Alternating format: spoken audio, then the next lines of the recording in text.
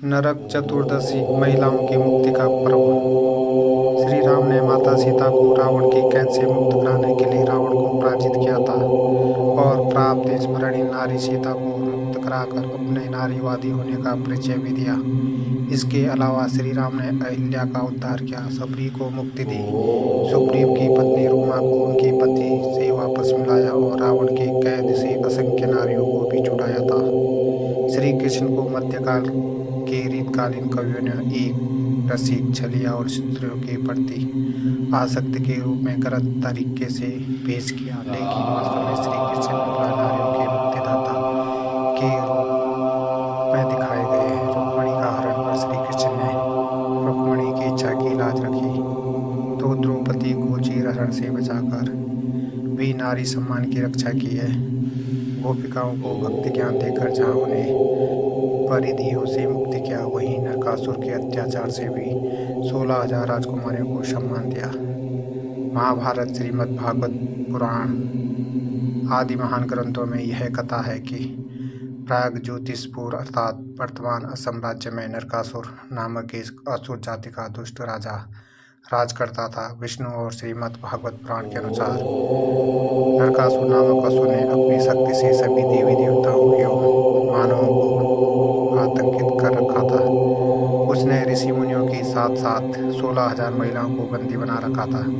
नरकासुर के अत्याचार से परेशान होकर सभी संत महात्माओं ने श्री कृष्ण से मदद मांगी। श्री कृष्ण ने उन्हें नरकासुर के अत्याचार से मुक्ति का आश्वासन दिया, किंतु नरकासुर को यह शाप मिला था कि उसकी मृत्यु किसी स्त्री के द्वारा ही होगी। इसीलिए श्री कृष्ण ने अपनी पत्नी सत्यभामा को अपना सारथी बनाया और नरकासुर का वध कर दिया और सभी संतों के साथ साथ उन 16,000 स्त्रियों को मुक्ति प्रदान की। अक्सर यह कहा जाता है कि श्री कृष्ण ने 16,000 स्त्रियों से विवाह कर बहुपत्नी प्रथा जैसे क्रूरता का प्रचार किया। वास्तव में यह सच नहीं है। नरकासुर की कैद में फंसी 16,000 स्त्रियों को श्री कृष्ण ने जब आज़ाद कर दिया, तब समाज में उन्हें अपनाने के लिए कोई तैयार नहीं हुआ। ऐसे में उन स्त्रियों के सम्मान की रक्षा के लिए श्री कृष्ण ने उनसे विवाह कर उन्हें अपनाया। श्री कृष्ण के इस महान नारीवादी रूप को बाद के काल में गलत तरीके से पेश किया गया। चूँकि कार्तिक मास के चतुर्दशी को नरकासुर का वध हुआ था और इसी दिन उन अबला और कमजोर 16,000 स्त्रियों को नरक की यातना से मुक्ति मिली थी। इसीलिए इस दिन को नरक निवारक चतुर्दशी के नाम से भी जानते हैं। अगर सीता की मुक्ति के बाद अयोध्या लौटने पर श्री राम का सम्मान करने के लिए अयोध्या में दीपोत्सव मनाया गया, तो भगवान श्री कृष्ण ने भी जिन महिलाओं को मुक्त कराया, उनके लिए भी नरक चतुर्दशी एक दीपावली से कम नहीं थी।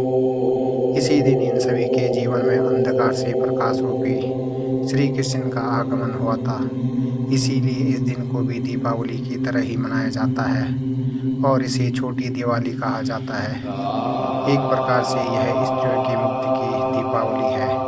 इस दिन प्रातःकाल उठकर स्नान से निवृत्त होकर साफ वस्त्र पहनकर पूजा की जाती है।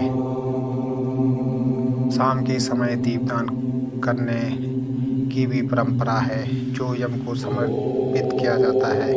इस दिन 7 देवों की पूजा करने का विधान है। यमराज को प्रसन्न करने का पर्व। यमराज को मृत्यु का देवता माना जाता है, लेकिन सनातन धर्म में मृत्यु के देवता को भी सम्मान दिया जाता है, क्योंकि सनातन धर्म के अनुसार मृत्यु ही मोक्ष का द्वार है। इस दिन रात में यम की पूजा के लिए दीपक जलाए जाते हैं। मान्यता है कि इससे अकाल मृत्यु नहीं होती। माना जाता है कि घर के सबसे बुजुर्ग व्यक्ति के द्वारा दक्षिण दिशा में दीप जलाने से घर में यमराज का आगमन नहीं होता है। काली पूजा। छोटी दिवाली की रात को आद्याशक्ति महाकाली की पूजा का भी विधान है। अमावस्या की रात जैसे ही चंद्रमा सिंह राशि में प्रवेश करते हैं, शांत संप्रदाय के लिए यह सिद्धियों की रात होती है। शांत संप्रदाय से जुड़े भक्त इस रात को मां काली को प्रसन्न करते हैं। श्री कृष्ण की पूजा का पर्व। चूँकि कृष्ण ने इसी दिन नरकासुर का वध कर 16,000 स्त्रियों को नरक से मुक्ति दिलाई थी, इसीलिए इस दिन श्री कृष्ण की पूजा यानी राधा रानी के साथ की जाती है। शिव पूजा। इस दिन भगवान शिव पंचामृत अर्पित करने के बाद माँ पार्वती के साथ दोनों की विशेष पूजा होती है। महावीर हनुमान की पूजा। मान्यताओं के अनुसार इस दिन हनुमान जी यानी महावीर जी की पूजा करने से सभी तरह के संकट टल जाते हैं। वामन पूजा। दक्षिण भारत में इस दिन वामन पूजा प्रचलित है। ऐसा माना जाता है कि इसी दिन महादानी राजा बलि को भगवान विष्णु ने पहली बार वामन रूप में दर्शन दिए थे और कहा था कि हर वर्ष वामन रूप में दर्शन दूंगा। धन के देवता कुबेर की पूजा का पर्व। इसी दिन धन के देवता और यक्षराज कुबेर की पूजा का विधान भी है। जहाँ दीपावली को सुख और समृद्धि की देवी माँ लक्ष्मी को प्रसन्न किया जाता है, वहीं एक दिन पहले धन के देवता की उपासना की जाती है। कुबेर रावण के सौतेले भाई और भगवान शिव के परम सखा हैं। वो अलकापुरी में वास करते हैं। उनकी पूजा करने से घर में धन की कभी कभी नहीं होती है।